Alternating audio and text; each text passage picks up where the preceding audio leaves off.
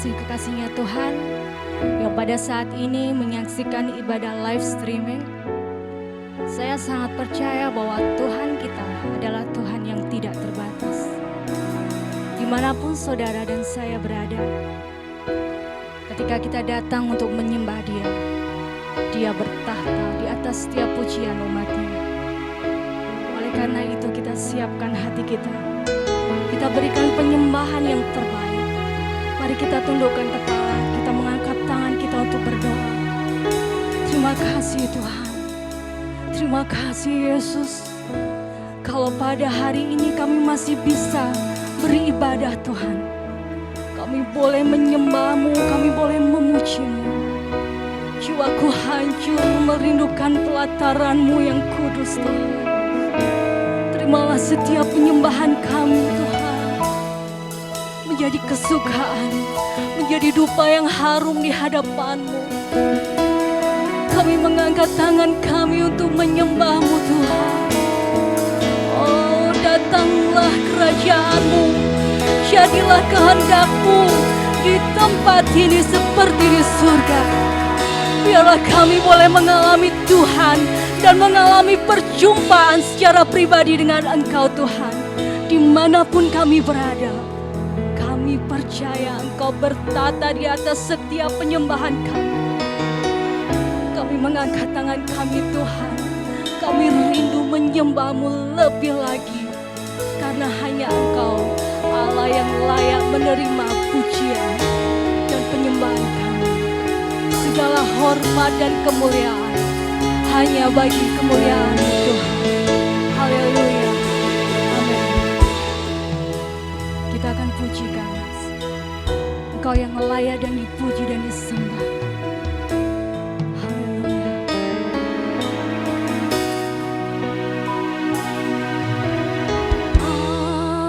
Alam semesta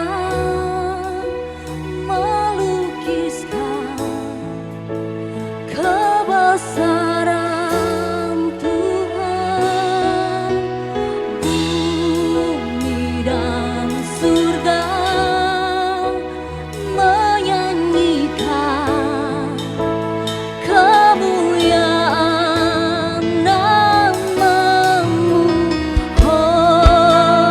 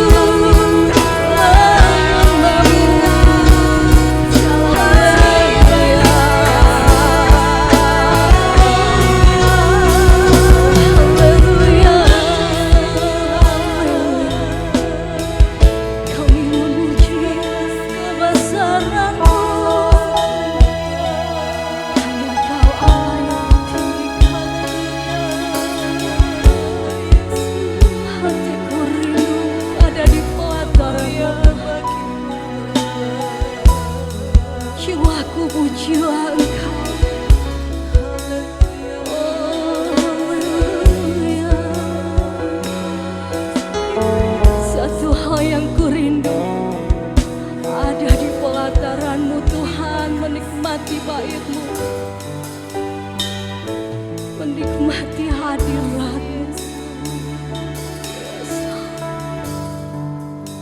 Kau Allah yang dahsyat, yang di hadirat-Mu untuk membuat kami tenang.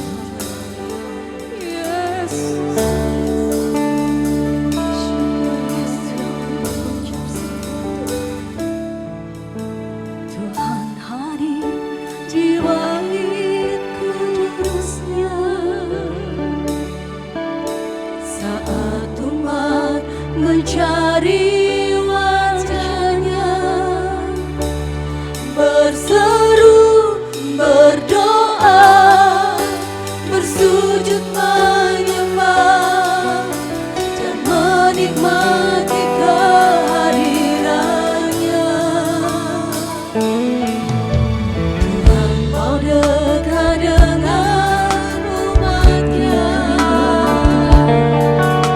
yang datang dengan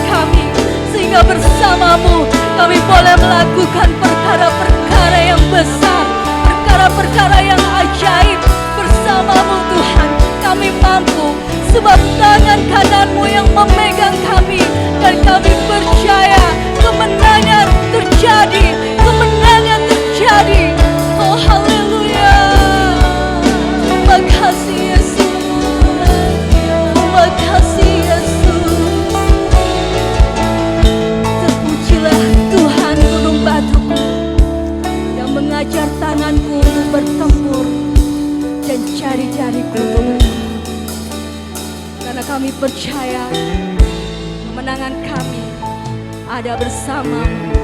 Dalam nama Yesus kami berdoa. Haleluya. Amin.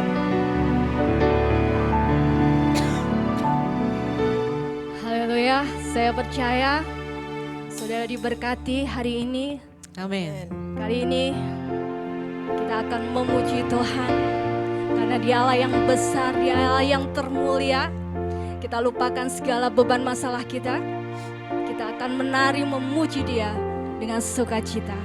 Haleluya. Kau terbesar dan mulia. Kau terbesar dan mulia, ajaib semua perbuatanmu.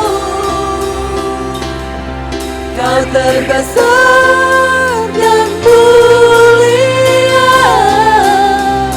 biarlah semua memujimu.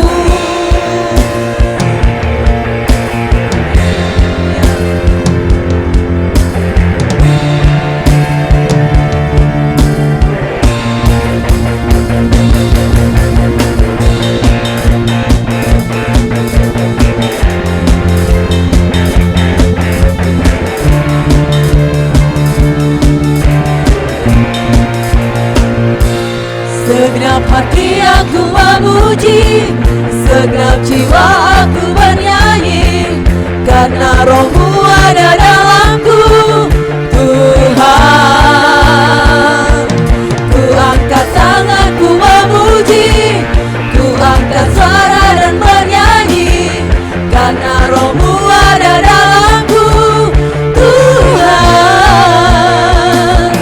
Mari menari memuji, ungkapkan sukacita di hati. Kau terbesar dan mulia, ajaib semua perbuatanmu. Kau terbesar dan mulia, biarlah semua memujimu.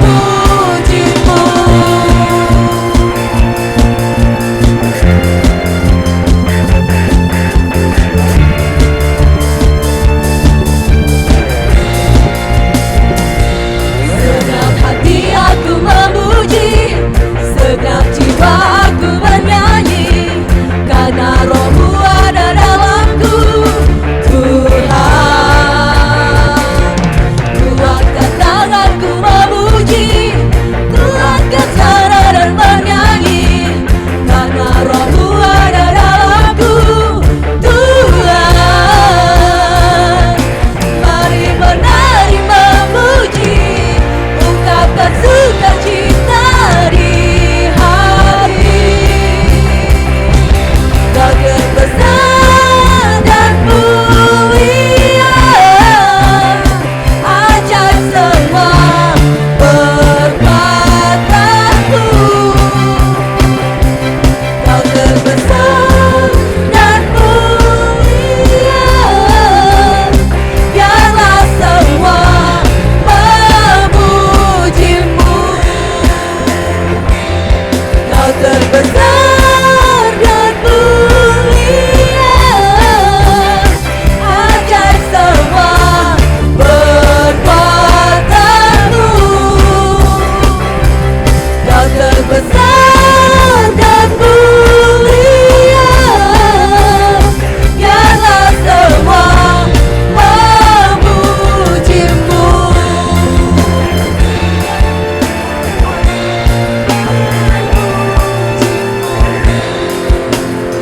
Biarlah semua memujimu.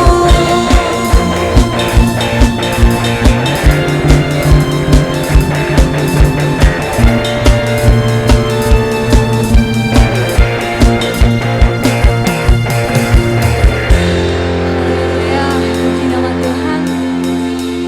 Saya percaya apapun yang terjadi saat ini saudara, apapun kondisi kita, kita akan tetap mengucap syukur karena saya dan saudara adalah orang yang diberkati Tuhan. Amin. Amin. Mari kita pujikan, katakan aku diberkati.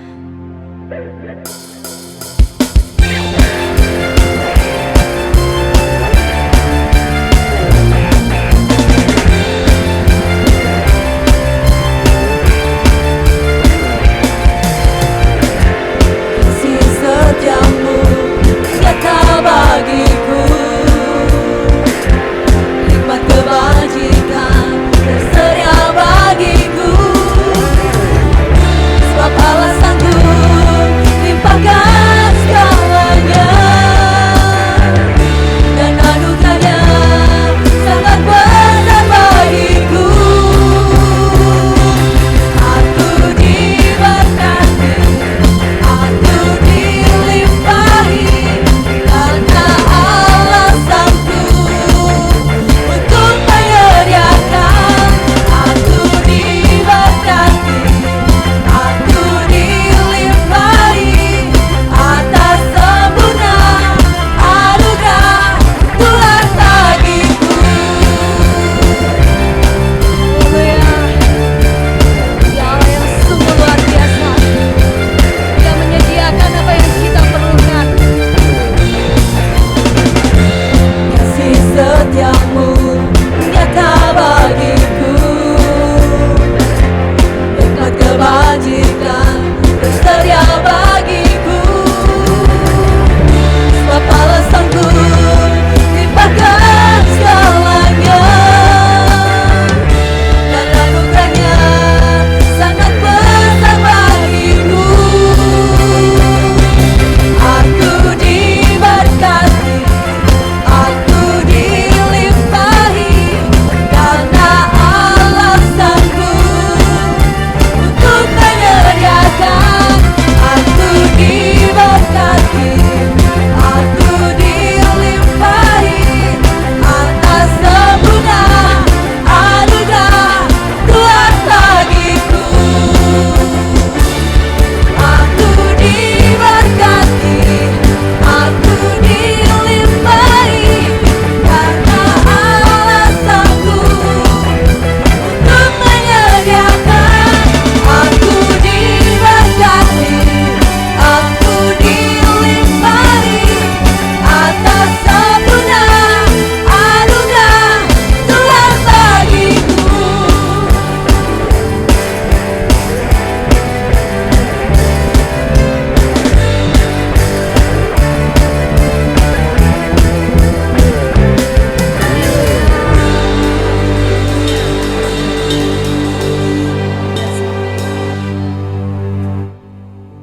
Haleluya. Dialah yang sungguh baik, teramat baik, saudara. Pada waktu murid-murid Yesus, dia sedang bertolak dengan perahu. Yesus ada tinggal di bukit. Dia sedang berdoa, saudara. Dari atas bukit dia melihat bahwa murid-muridnya sedang ketakutan.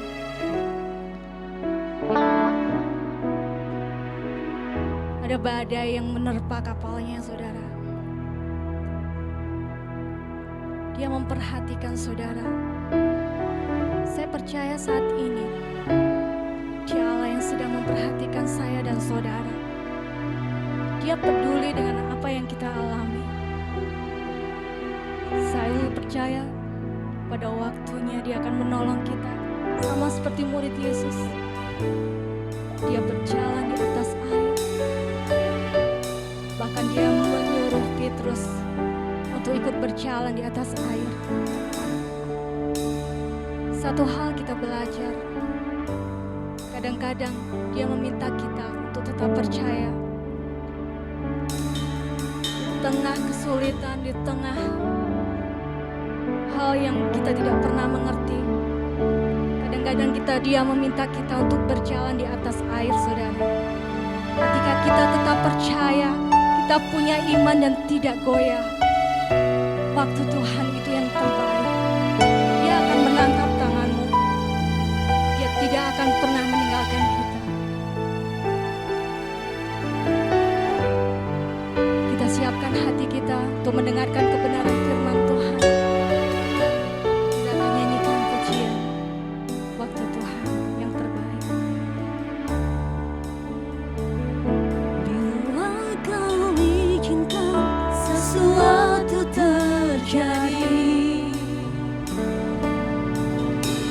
percaya semua untuk kebaikanku.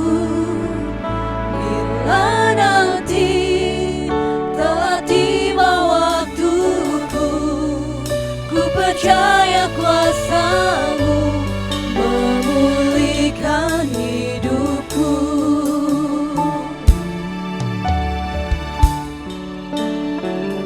Bila Kau izinkan sesuatu terjadi, ku percaya semua untuk kebaikanku. Bila nanti telah tiba waktuku, ku percaya kuasa-Mu memulihkan hidupku. Waktu Tuhan pasti yang terbaik,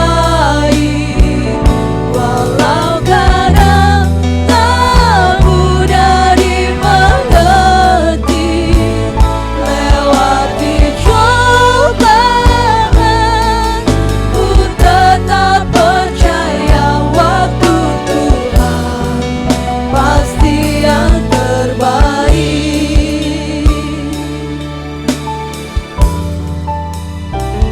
Bila Kau izinkan sesuatu terjadi, Semua ada di dalam kendali-Mu Tuhan. ku percaya semua untuk kebaikanku. Bila nanti Kami telah pegang, tiba waktuku, kami percaya. ku percaya kuasa-Mu memulihkan hidupku. Waktu Tuhan pasti yang terbaik, walau kadang tak mudah dimengerti. Lewati cobaan, ku tetap percaya waktu Tuhan pasti yang terbaik. Waktu Tuhan pasti yang terbaik, walau kadang tak mudah dimengerti. Lewati cobaan, ku tetap percaya waktu Tuhan pasti yang terbaik. Lewati cobaan, ku tetap percaya waktu Tuhan pasti yang terbaik. Lewati cobaan, ku tetap percaya waktu Tuhan pasti yang terbaik. Amin. Kami mengucap syukur kebesaran. Waktu-Mu yang terbaik Tuhan. Dan saat ini kami akan mendengarkan kebenaran firman-Mu yang menguatkan kami. Kami percaya bahwa ibadah ini Tuhan, Engkau bertata di atas setiap pujian kami. Terima kasih Yesus, terima kasih Tuhan. Urapi hamba-Mu yang akan menyampaikan kebenaran firman-Mu, agar pesan Tuhan saat ini dapat dirasakan oleh jemaat di tempat ini. Terima kasih Bapa. Di dalam nama Yesus kami berdoa. Haleluya. Amin.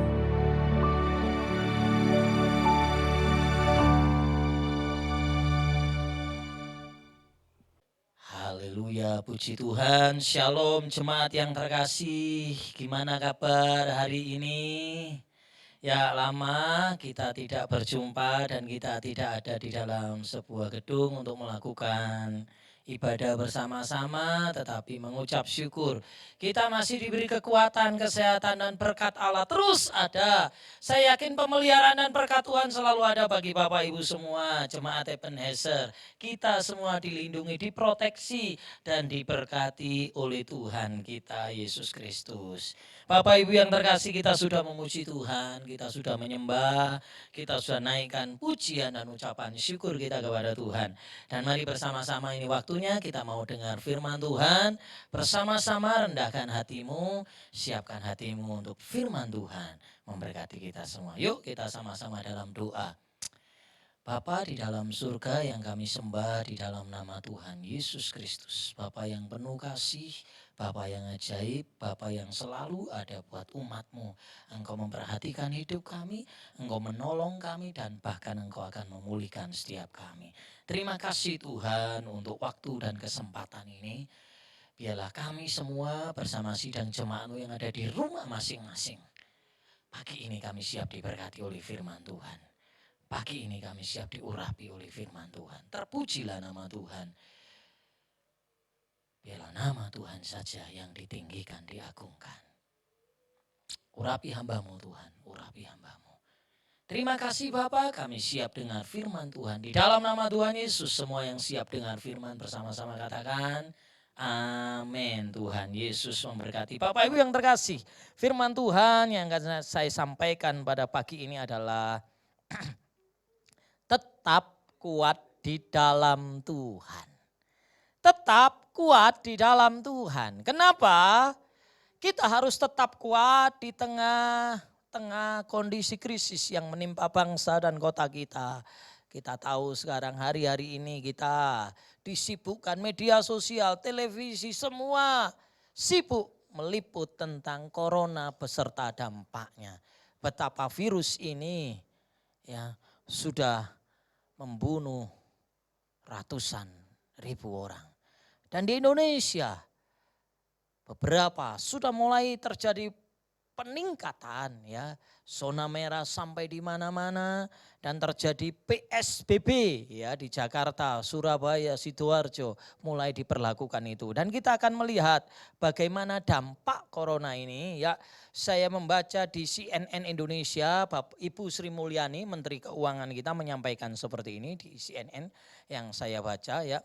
Menteri Keuangan Ibu Sri Mulyani menyatakan dampak dari penyebaran virus corona terhadap ekonomi akan lebih kompleks dibandingkan dengan krisis yang terjadi di tahun 1997 sampai 98. Bagaimana virus ini akan menimbulkan masalah yang kompleks, masalah kesehatan, masalah ekonomi, ya, bisnis, ya, semuanya terdampak dan masalahnya kompleks ini, ya.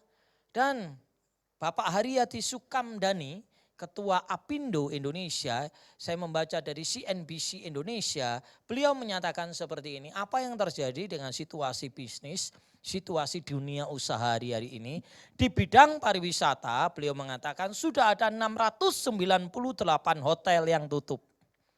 698 hotel yang tutup. Transportasi dari daerah yang beroperasi tinggal 10%. Transportasi hanya 10%, hingga industri manufaktur yang mengalami kesulitan cash and flow. Betapa dampaknya luar biasa. Perusahaan-perusahaan mengalami kesulitan. Apindo juga menyebutkan daya tahan industri, beliau memproyeksi hanya akan sampai bulan Juni 2020. Ya kalau tidak akan segera selesai, maka virus ini dampaknya akan luar biasa dalam dunia usaha, dalam bisnis, dalam ekonomi. Tentunya akan membawa krisis bagi bangsa dan kota kita. Dan saya mau katakan kita mengalami global krisis. Bukan hanya Indonesia, bukan hanya Kota Malang, tetapi seluruh dunia hari-hari ini mengalami global krisis. Bagaimana Malaysia, Amerika, ya, semuanya terdampak oleh krisis ini yang menekan seluruh dunia. Krisis bisa terjadi kapan saja. Krisis hari-hari ini sedang menekan kita. Dan firman Tuhan katakan Sesuai tema yang tadi saya sampaikan, tetap kuat di dalam Tuhan. Mari kita belajar dari seorang raja yang luar biasa, Raja Yehuda. Raja ini bernama Raja Hizkia. Hizkia, siapakah Hizkia? Ya, saya akan bacakan 2 Raja-Raja 19 ayat 1 dikatakan, segera sesudah Raja Hizkia mendengar itu, dikoyakkannyalah pakaiannya dan diselubungilah badannya dengan kain kabung, lalu masuklah ia ke rumah Tuhan. Apa yang terjadi dengan Raja Hizkia? Ya, mengapa kita perlu belajar dari Raja Hizkia menghadapi masa krisis ini? Ya, hari-hari ini krisis terjadi bagi bangsa dan kota kita. Kita lihat kejahatan semakin meningkat, bagaimana jambret, pencurian sepeda motor, ya mulai meningkat grafik kejahatan-kejahatan. Ini semua karena krisis yang menekan kita. Dan kita orang-orang percaya umat Tuhan, kita harus kuat menghadapi masa krisis ini. Dan kekuatan itu hanya ada di dalam Tuhan. Saya katakan sekali lagi, kekuatan kita menghadapi masa krisis hanya ada di dalam Tuhan. 2 Raja-Raja 19 tadi saya katakan, saya bacakan yang sudah saya bacakan. Itu menceritakan bagaimana seorang raja yang tertekan karena ancaman dari bangsa lain. Ya, Raja Hizkia mengalami ancaman tekanan dari Raja Asyur, Raja Sanherib yang akan merampas kotanya, merampas bangsanya. Bangsa yang besar, bangsa Asyur itu akan menjajah, akan menghancurkan bangsa Yehuda. Maka ketakutanlah Raja Hizkia dan dia datang kepada Tuhan. Karena dia tahu pengharapannya hanya kepada Tuhan. Sebelum kita bahas lebih lanjut, kita perlu tahu siapakah Raja Hizkia. Bapak Ibu, siapakah sih Raja Hizkia itu? Raja Hizkia adalah putra Ahaz, Raja Yehuda. Bapaknya seorang raja yang bernama Ahaz. Bapaknya Hizkia ini yang bernama Ahaz adalah raja yang jahat, raja yang tidak hidup takut akan Tuhan. Ya, dia lahir dari seorang raja yang jahat, seorang raja yang tidak takut akan nama Tuhan. Ini Hizkia latar belakangnya. Nama ibunya bernama Abi. Ya, raja yang ke-13, Hizkia ini raja yang ke-13 yang memimpin kerajaan Yehuda. Istri Hizkia adalah Hefzibah, anak laki-lakinya bernama Manasye yang nantinya akan menggantikan Hizkia menjadi raja. Di dalam Alkitab namanya disebut 124 kali Hizkia ini. Dan arti nama Hizkia, ada yang tahu Bapak Ibu yang terkasih? Hizkia itu adalah artinya Yahweh kekuatanku atau Allah adalah kekuatanku. Maka sesuai dengan namanya dia beriman Allah lah yang menjadi pembela, Allah lah yang menjadi kekuatannya. Maka dia mengandalkan Tuhan ketika dia menjadi raja. Apa yang dilakukan Hizkia patut kita contoh. Ketika dia menjadi raja, yang pertama dia lakukan adalah merombak seluruh kebiasaan bangsa Israel. Yang pertama adalah dia menguduskan bait Allah. Yang dilakukan oleh Hizkia langkah pertama untuk meneguhkan kerajaannya, untuk memperkokoh kerajaannya, ia menguduskan bait Allah. 2 Tawari 29 ayat yang ketiga, kita akan baca bersama-sama. Yuk kita membaca 2 Tawari 29 ayat yang ketiga. Sudah ketemu semua? Saya akan membacakan untuk Bapak Ibu yang terkasih. Pada tahun pertama pemerintahannya, dalam bulan yang pertama, ia membuka pintu-pintu rumah Tuhan dan memperbaikinya. Hizkia membuka pintu bait Allah yang tadinya ditutup oleh bapaknya sehingga orang tidak bisa beribadah di rumah Allah. Hizkia, dia merubah itu, dia membuka dan bahkan memperbaiki pintu bait Allah itu untuk orang boleh datang dan beribadah kepada Tuhan.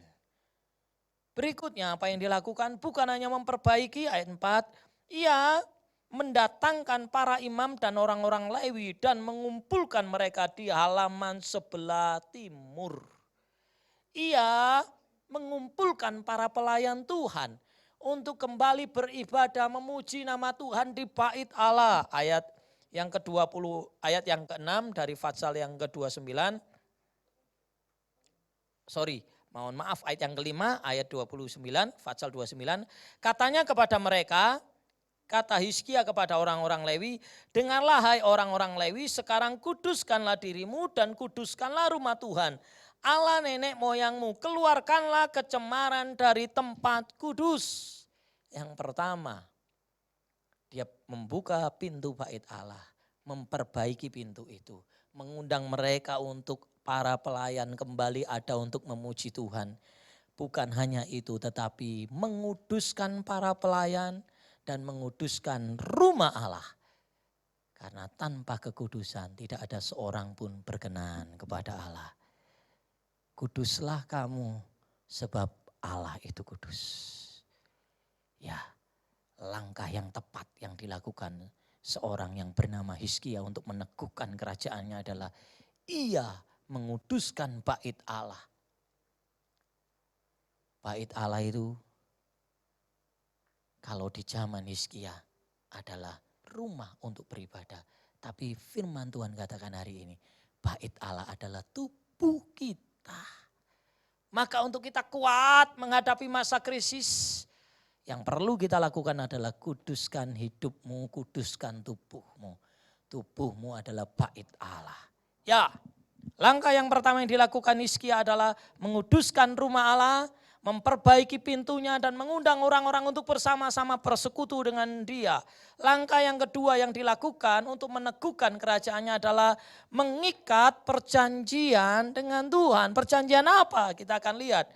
2 Tawaris 29 ayat yang ke-10. Lompat ayat yang ke-10.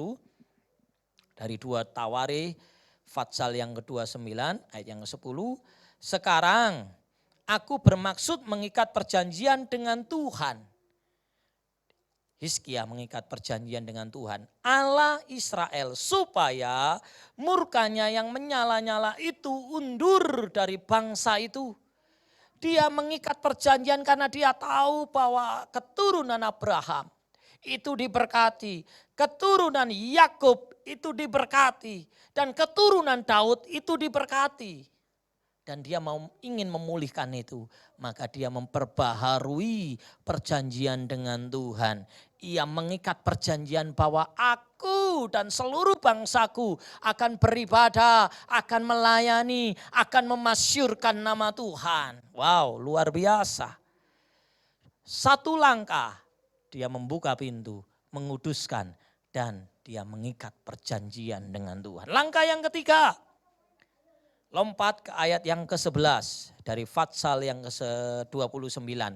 Anak-anakku, sekarang janganlah kamu lengah, karena kamu telah dipilih Tuhan untuk berdiri di hadapannya, untuk melayani Dia, untuk menyelenggarakan kebaktian dan membakar korban baginya. Ada orang-orang yang dipilih, anak-anak yang dipilih, ya, untuk melayani Dia, ya. Karena kamu telah dipilih Tuhan untuk berdiri di hadapannya. Untuk melayani Dia, untuk menyelenggarakan kebaktian dan membakar korban. Ya, Hizkia mendorong anak-anaknya, seluruh umat untuk bersemangat melayani Tuhan. Untuk bersemangat dalam beribadah. Ya. Hizkia menyuruh, mendorong, membuka dan memfasilitasi seluruh umat Tuhan untuk datang beribadah. Ada 3 langkah untuk dia memulihkan bangsanya. Yang pertama, ia sudah menguduskan bait Allah. Dia menguduskan orang-orang yang melayani. Dia membuka pintu itu dan untuk bersama-sama umat, seluruh umat berdoa memuji Tuhan. Ia mengikat perjanjiannya dengan Tuhan. Dia perlu Tuhan, dia sadar sendiri dia tidak mampu. Dia tidak akan mampu. Dia perlu mengikat perjanjian dengan Tuhan. Dan dia bersemangat untuk melayani Tuhan. 3 langkah ini yang dia lakukan. Tetapi apakah dengan melayani seperti itu dia bebas dari masalah? Apakah ketika Hizkia bersama-sama dengan rakyatnya melakukan pembaharuan itu dia bebas dari masalah? Coba kita baca di dalam 2 Raja-Raja 18 ayat yang ke-7. 2 Raja-Raja 18 ayat yang ke-7, sudah ketemu semua? Saya memberi kesempatan Bapak Ibu. Ya, 2 Raja-Raja Fatsal 18 ayat yang ke-7 demikian firman Tuhan. Maka Tuhan menyertai dia. Yang disertai siapa? Hizkia. Kemanapun ia pergi berperang, ia beruntung, ia memberontak kepada Raja Asyur dan tidak lagi takluk kepadanya. Oleh karena 3 hal tadi, maka dia disertai Tuhan. Oleh karena 3 hal tadi, Tuhan berkenan. Dia membuat Hizkia itu beruntung ketika ia memberontak kepada Raja Asyur dan tidak takluk lagi kepada bangsa Asyur. Kalau kita flashback ke belakang, di zaman bapaknya, di zaman raja bapaknya yang bernama Raja Ahaz, Yudea ada di bawah penjajahan Raja Asyur. Dan zaman Hizkia dia memperbaharui bait Allah, dia lakukan 3 hal tadi dan dia memberontak kepada bangsa Asyur. Tetapi apa yang terjadi di dalam 2 Raja-Raja 18 ayat yang ke-13 kita akan melihat Yerusalem dikepung oleh Sanherib. Sanherib ini adalah Raja Asyur. Dia mengepung dengan tujuan kembali menjajah orang-orang Yudea. Ya, 2 Raja-Raja pasal 18 ayat 13 sampai 16 saya akan bacakan. Dalam tahun ke-14 zaman Raja Hizkia majulah Sanherib Raja Asyur menyerang segala kota berkubu negeri Yehuda lalu merebutnya. Hizkia Raja Yehuda mengutus orang kepada Raja Asyur di Lakis dengan pesan, aku telah berbuat dosa.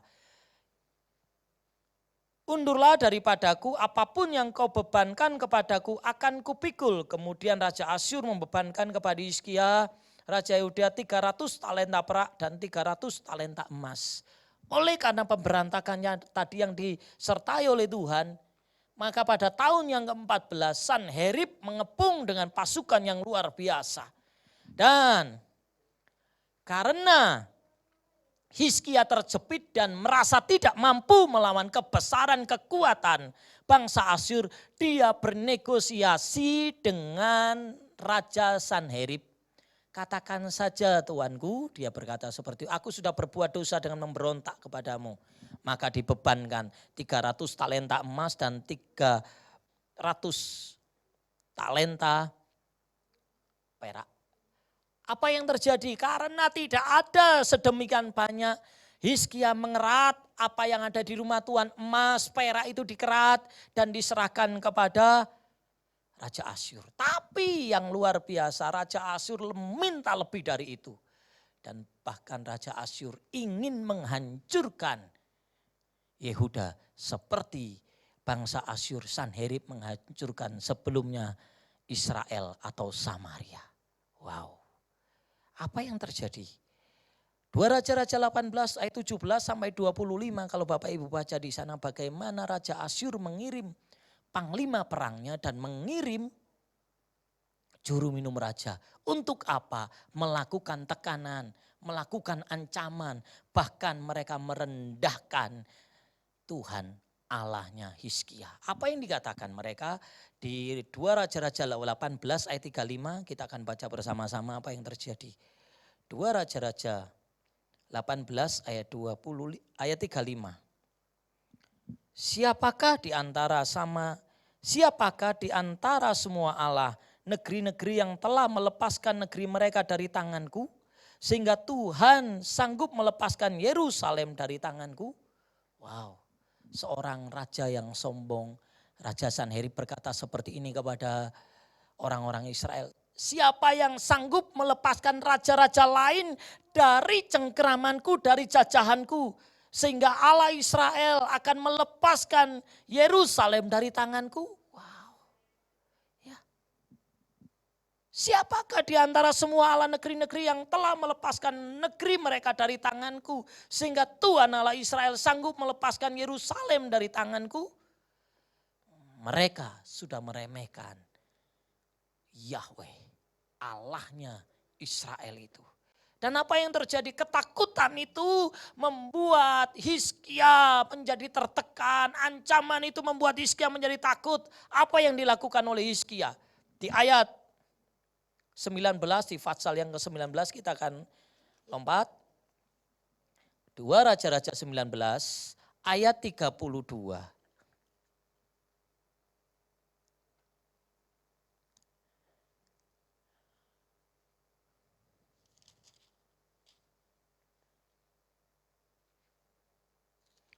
Dua Raja-Raja 19 ayat 32.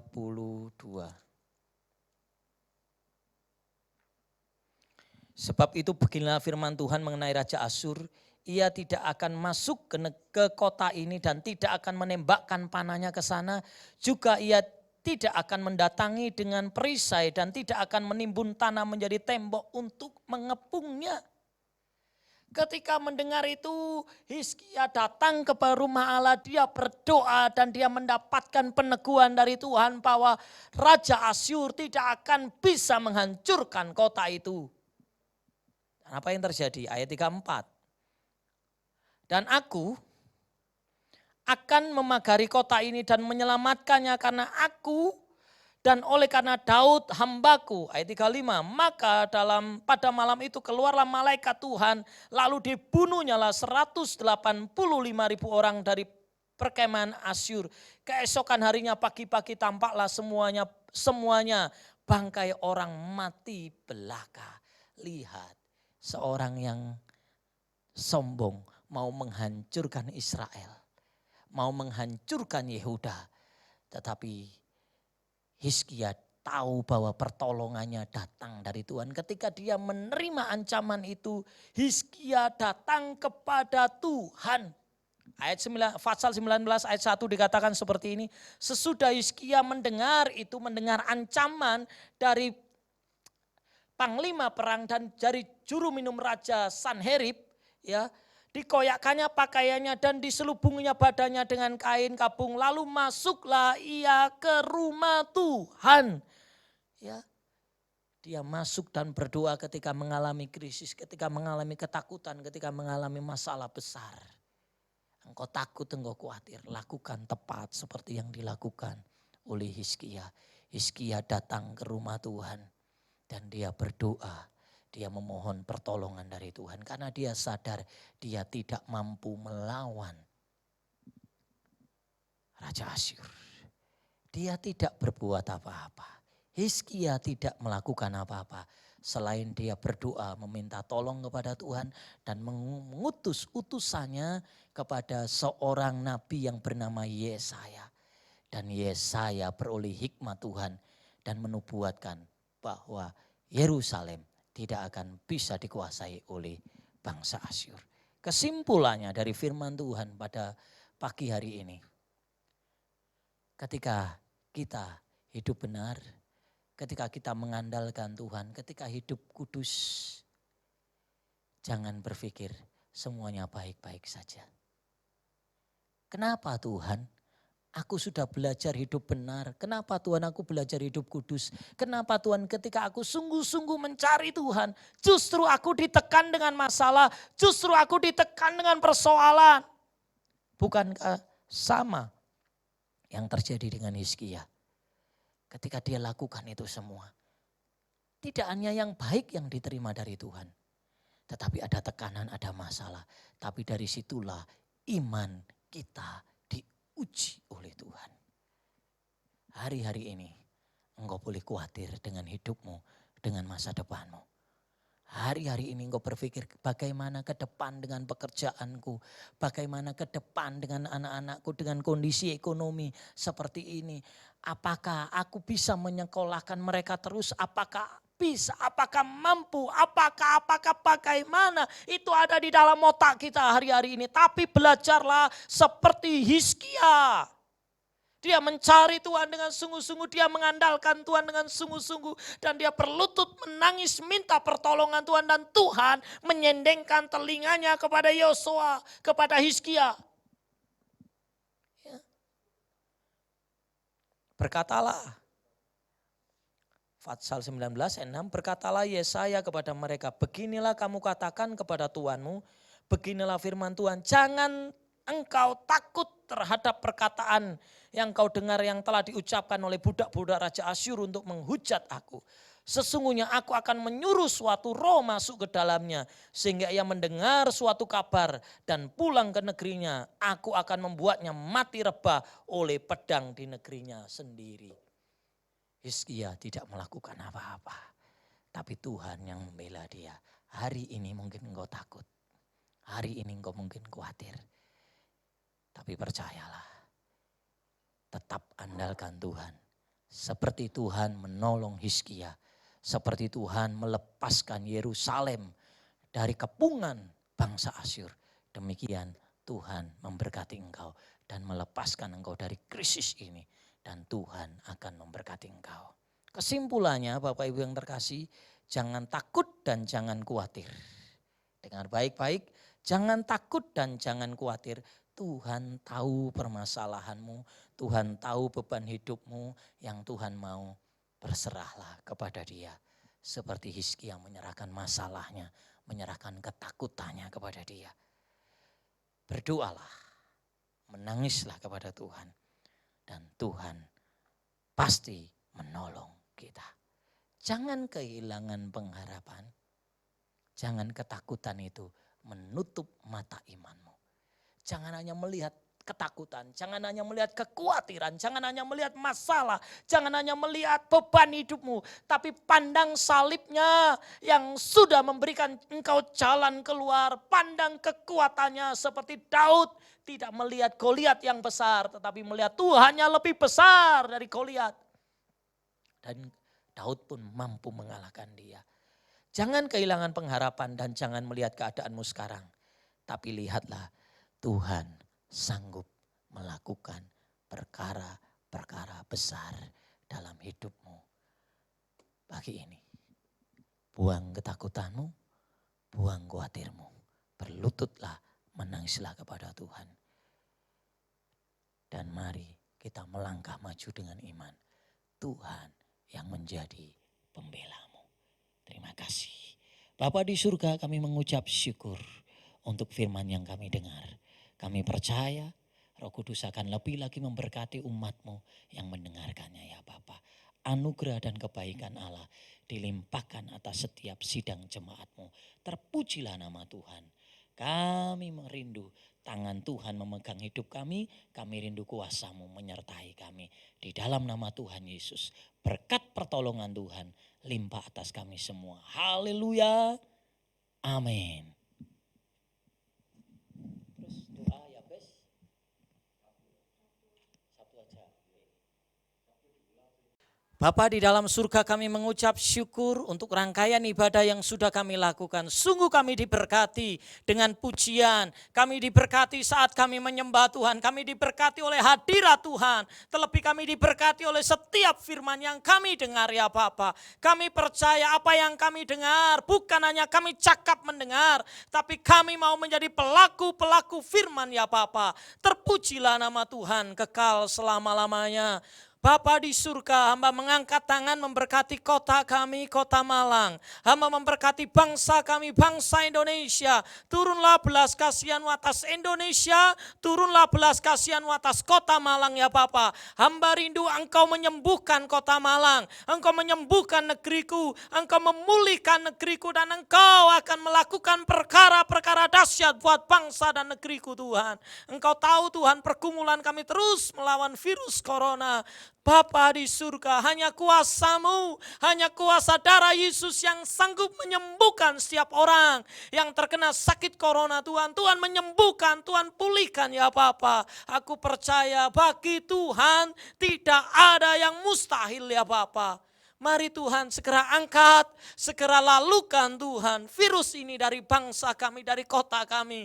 Dan kami mohon, hamba mohon, pulihkan negeriku, pulihkan bangsaku, dan pulihkan kotaku ya Bapa. Terima kasih Tuhan, terima kasih memberkati tim dokter, memberkati para perawat, mereka yang ada di garis depan, mereka yang berani mengorbankan dirinya untuk merawat orang lain Tuhan. Mari Tuhan beri kekuatan kepada tim dokter. Taruh hikmat atas tim dokter Bapa. Sehingga mereka melakukan yang terbaik untuk setiap pasien. Untuk setiap orang yang terpapar virus corona ya Bapa.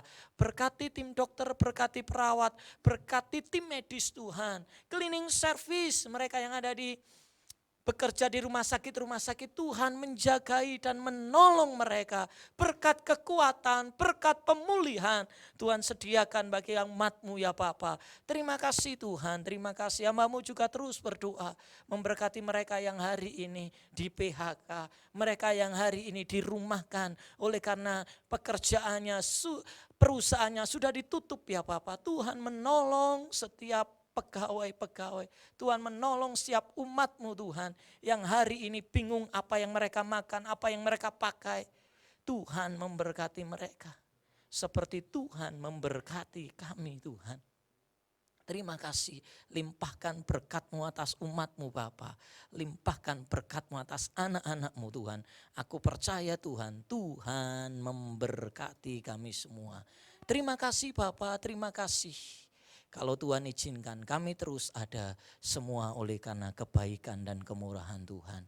Dan tiba saatnya Tuhan kami mengucap syukur untuk apa yang sudah Tuhan lakukan buat hidup kami. Bapa yang terbaik, Bapa yang terkasih. Aku mengucap syukur untuk kemurahan-Mu. Pagi ini turunlah berkat-Mu atas setiap kami yang mendengar, yang melihat, yang menikmati acara ini. Tuhan berkati jemaat-Mu. Tuhan berkati seluruh umat-Mu. Damai sejahtera Tuhan yang melampaui segala akal.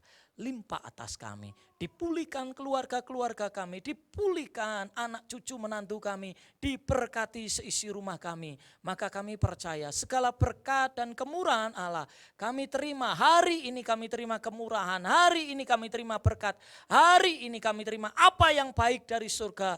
Turun dan limpah atas kami. Biar damai dan sukacita surga limpah atas kami. Kami terima berkat Tuhan dengan ucapan syukur. Haleluya. Amin.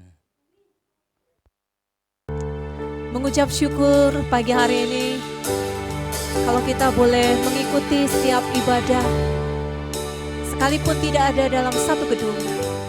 Dalam satu tempat. Tapi kita boleh menikmati hadirat Tuhan. Kita boleh menikmati ibadah, masih ada waktu untuk kita beribadah. Masih ada waktu untuk kita menyembah Tuhan dan memuji Tuhan. Pagi hari ini kita mau sama-sama mengucap syukur di hadapan Tuhan. Sebab Tuhan sungguh dan sangat baik buat kita. Haleluya. Mari naikkan syukur kita. Kiranya berkat Tuhan limpah atas setiap kita sepanjang hari ini.